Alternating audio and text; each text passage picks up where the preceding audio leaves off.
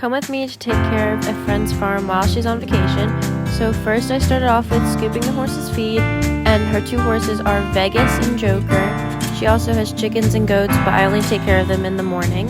So there's Joker's feed, and then Vegas's is the small one on the bottom. I take it outside and take it over to the hose because Joker is a bit older, so he needs his food soaked. So I take it over to the hose and I start soaking his food, just about until I could see the water coming through on top, because I don't want it to be overly full, but I want to make sure that it's definitely soaking enough. So I just soak it all the way until I can see a bit of the water coming through on the top. After that, I bring it over and I drop the bucket off right outside of Joker's paddock. Here's Joker, he's a pretty little Appaloosa. Then I go over and I feed Vegas, who's a Donalino, because I have to feed him first in order to let Joker's food sit for quite a bit, just so it could soak up all the water.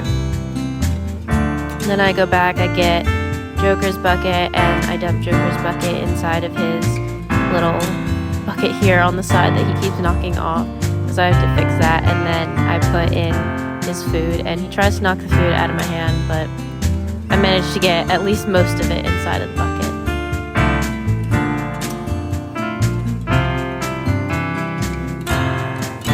After I feed both the horses, I bring the buckets back in the shed and I put them away.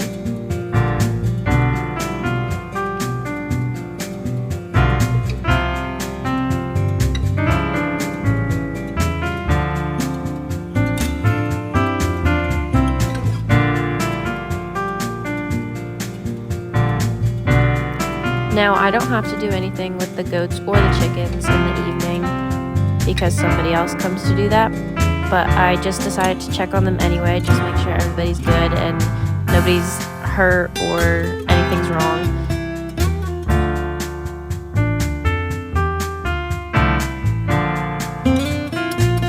Then I come over to the chickens, and the chickens clearly thought I was gonna give them food or something because they're all huddled around the gate here. So I didn't end up going in, but I was just checking the waters, making sure everything was still full and nothing needed to be refilled or anything. And then here are the goats again. One was kept scratching up on the gate there, as you can see. And then I just checked the goat water on my way out, make sure that was still full. And then I left and I shut the gate.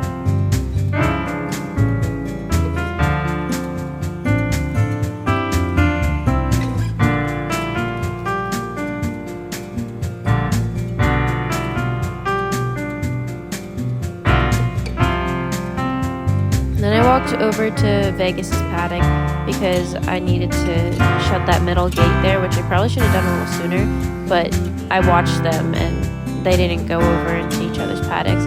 We just like to keep them separate so that each one doesn't get to another's food, because they both get very different things in very different amounts.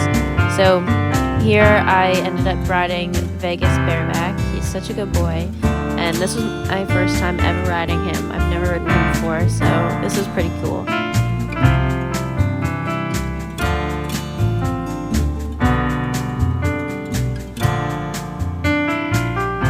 He's quite a lazy little boy. He doesn't like to move a lot. He's very, very lazy.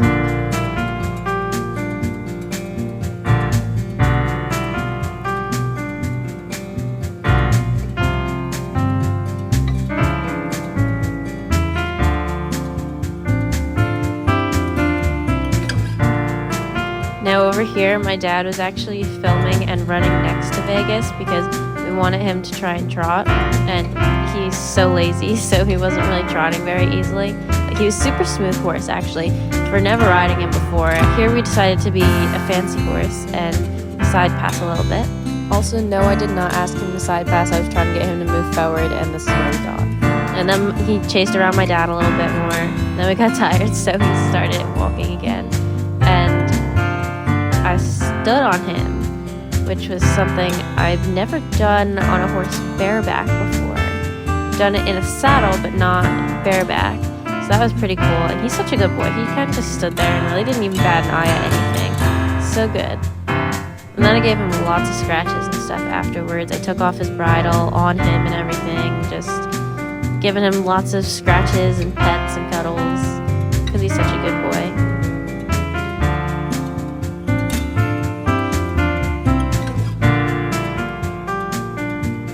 And then in order to get off, I ended up sliding off of his butt here, as you can see. And because my shirt is so dark and he is so light, all of his fur ended up getting on my shirt, and I basically had a new colored shirt